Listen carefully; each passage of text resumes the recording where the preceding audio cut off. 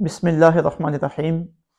یہودیوں کے عروج و زوال کی کہانی قرآن مجید کی زبانی۔ ہمارے دروس قرآن مجید کا سلسلہ جاری ہے۔ دور عروج میں یہودیوں کے اوپر اللہ رب العزت کی جو کرم نوازیاں تھیں، قرآن مجید کی روشنی میں اس سلسلے میں آج چند اہم واقعات آپ کی خدمت میں پیش ہیں۔ یہودی ان لوگوں کو کہا جاتا ہے جو حضرت موسیٰ علیہ السلام کی پیروی کے دعوے دار ہیں، اور انہیں یہودی کہنے کی وجہ یہ ہے کہ یہ حضرت یعقوب علیہ السلام کے بیٹے یہودا کی نسل سے ہیں۔ قرآن مجید میں انہیں یہودی بھی کہا گیا، بنی اسرائیل بھی کہا گیا۔ بنی اسرائیل کہنے کی یہ وجہ کہ حضرت یعقوب علیہ السلام کا لقب اسرائیل تھا، تو اس مناسبت سے انہیں بنی اسرائیل کہا گیا۔ اور قرآن مجید میں انہیں اہل کتاب بھی کہا گیا، اور اس کی وجہ یہ کہ ان کے پاس اللہ تعالیٰ کی کتاب تورات موجود ہے جو حضرت موسیٰ علیہ السلام پر اتری تھی، اگرچہ انہوں نے اس کے اندر بے شمار تبدیلیاں کر دی ہیں اور اس کی اصلی حالت موجود نہیں ہے، لیکن چونکہ یہ اس کتاب کے پیروکار ہونے کے دعوے دار ہیں تو اسی مناسبت سے انہیں اہل کتاب کہا گیا ہے۔ ان کا اصل علاقہ شام تھا۔ حضرت یوسف علیہ السلام جب شام سے مصر میں پہنچے، وہاں بے انتہا پریشانی اور مشقتیں برداشت کرنے کے بعد پھر اللہ کی کرم نوازی ہوئی اور اللہ تعالیٰ نے انہیں ملک مصر کا بادشاہ بنا دیا۔ تو اس وقت آپ نے شام سے اپنی پوری فیملی کو مصر میں بلوا لیا۔ تو یہودا جو آپ کے بڑے بھائی تھے وہ بھی مصر پہنچے، تو وہاں آپ کی نسل آگے بڑی پھلی پھولی، اور چلتے چلتے ایک وقت آیا کہ جب مصر کی حکومت تبدیل ہوئی، فرعونوں کی حکومت وہاں پہ آئی، تو انہوں نے انہیں غلام بنا لیا۔ تو قرآن مجید میں جب حضرت موسیٰ علیہ السلام کا تذکرہ ملتا ہے تو وہاں بار بار فرعون کا ذکر بھی آتا ہے، یہودیوں کے دور غلامی کا ذکر بھی آتا ہے، تو اس کا پس منظر یہ ہے۔ اب بات کرتے ہیں یہودیوں کے اوپر دور عروج میں اللہ رب العزت کی کرم نوازیوں کا۔ قرآن مجید سورہ البقرہ کے آیت نمبر 47 میں اللہ رب العزت نے اس بات کی صراحت فرمائی ہے کہ جب یہودیوں کا دور عروج تھا اور یہ ہی امت مسلمہ تھے، اس وقت ان کے اوپر اللہ تعالیٰ کی یہ کرم نوازی تھی کہ جتنی بھی قومیں دنیا میں موجود تھیں سب پر اللہ تعالیٰ نے انہیں فضیلت عطا فرمائی تھی۔ ارشاد باری تعالیٰ ہے، یا بنی اسرائیل اذکروا نعمتی التی انعمت علیکم وانی فضلتکم علی العالمین۔ اے بنی اسرائیل، میری اس نعمت کو یاد کرو جو میں نے تمہارے اوپر کی اور تمہیں سارے جہانوں کے اوپر فضیلت عطا فرمائی۔ مفسرین نے یہاں یہ بات کی ہے کہ یہودیوں کو اس وقت کی قوموں پہ اللہ تعالیٰ نے فضیلت کیوں عطا فرمائی تھی، تو اس کی 4 وجوہات سامنے آتی ہیں۔ مفسرین نے 4 چیزیں بیان کی ہیں: علم، حکمت، بادشاہت اور نبوت۔ اس وقت جتنی بھی قومیں تھیں اللہ رب العزت نے ان کے مقابلے میں انہیں یہ 4 خصوصیات عطا فرمائی تھی۔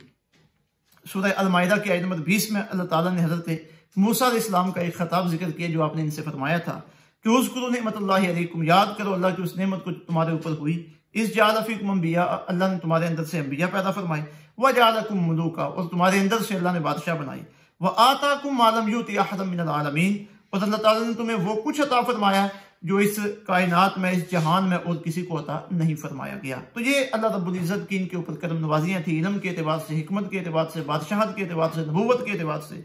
اور پھر مزید کرم نوازی ان کے اوپر اللہ تعالیٰ کی تب ہوئی کہ جب اللہ تعالیٰ نے ان میں حضرت موسیٰ علیہ السلام کو مبعوث فرمایا۔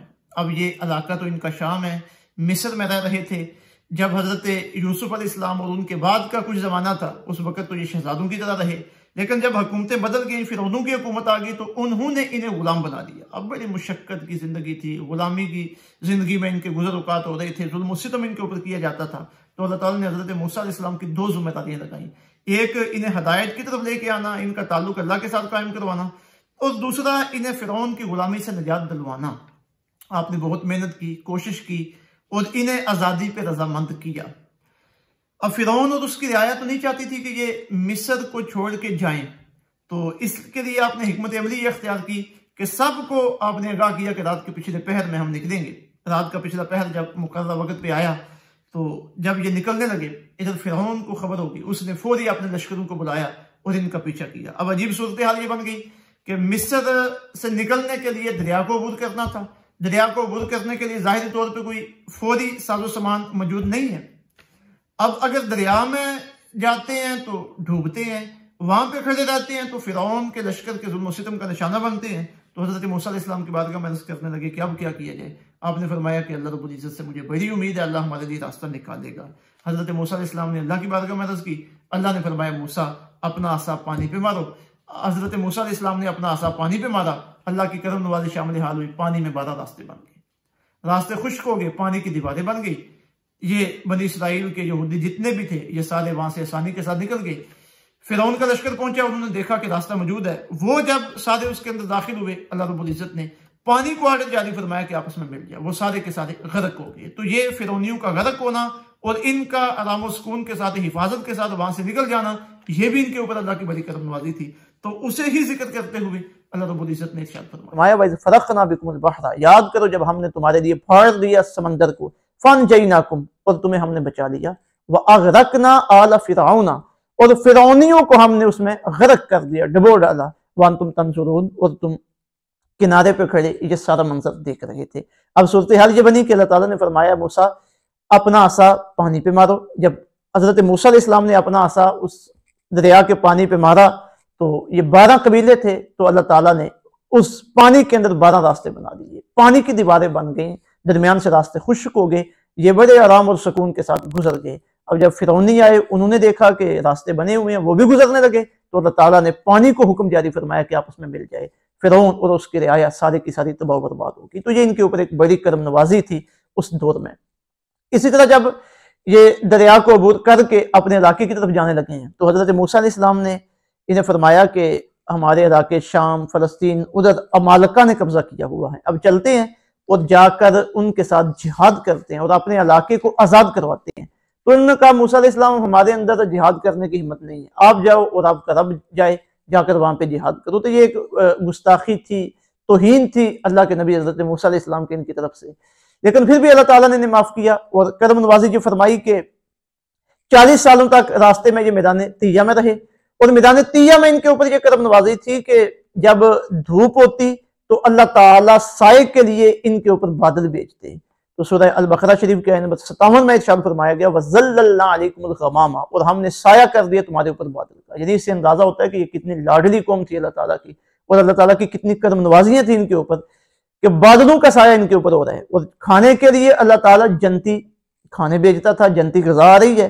فرمایا وَأَنزَلْنَا عَلَيْكُمُ الْمَنَّ وَالسَّلْوَىٰ، اور ہم نے تمہارے اوپر من و سلوہ اتارا، یہ جنتی کھانے ہیں جو یہ کھاتے جا رہے ہیں۔ پانی پینے کا معاملہ آتا ہے، حضرت موسیٰ علیہ السلام کی خدمت میں پانی کے لیے عرض کرتے ہیں تو اللہ رب العزت کی پھر کرم نوازی شامل حال ہوتی ہے۔ سورہ البقرہ کی آیت نمبر 60 میں فرمایا وَإِذِ اسْتَسْقَىٰ مُوسَىٰ لِقَوْمِهِ، یاد کرو جب حضرت موسیٰ علیہ السلام نے اپنی قوم کے لیے پانی کی دعا مانگی، فَقُلْنَا، ہم نے فرمایا اِضْرِب بِعَصَاكَ الْحَجَرَ، اپنا عصا فلاں چٹان پر ماریے، فَانْفَجَرَتْ مِنْهُ اثْنَتَا عَشْرَةَ عَيْنًا، تو فوراً اس چٹان سے 12 چشمے بہ نکلے، قَدْ عَلِمَ كُلُّ أُنَاسٍ مَشْرَبَهُمْ، ہر گروہ نے اپنا پانی پینے کا گھاٹ دیکھ لیا، جان لیا۔ کلوا واشربوا من رزق اللہ، پھر فرمایا کہ کھاؤ پیو اللہ کے دیے ہوئے رزق میں سے، ولا تعثوا فی الارض مفسدین، اور زمین پر فساد بپا کرتے ہوئے نہ پھرو۔ اور پھر یہ جو اللہ رب العزت کی ان کے اوپر کرم نوازیاں چلتی رہی ہیں، ان کا عروج پھر ہوا ہے حضرت داؤد علیہ السلام اور حضرت سلیمان علیہ السلام کے زمانے میں، کہ جب انہیں بڑی حکومتیں ملی ہیں، اور حضرت داؤد علیہ السلام اور پھر ان کے بعد حضرت سلیمان علیہ السلام کی حکومت کے تو کیا کہنے، کون سی چیز تھی دنیا کی جن کے اوپر ان کا حکم جاری نہیں تھا۔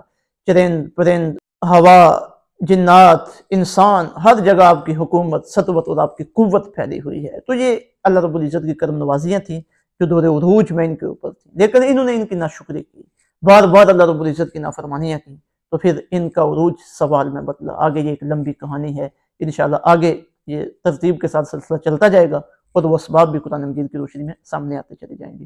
اللہ تعالی ہمیں سمجھ کے توفیق عطا فرمائے۔